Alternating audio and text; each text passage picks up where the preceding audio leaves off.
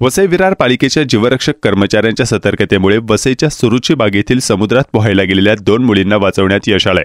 ऋतिका यादे आणि करिश्मा यादव असं वाचलेल्या मुलींची नावे आहेत। नाताळाची सुट्टी असल्यानं सध्या वसई विरारच्या सर्व समुद्रकिनाऱ्यावर पर्यटकांची गर्दी केली आहे।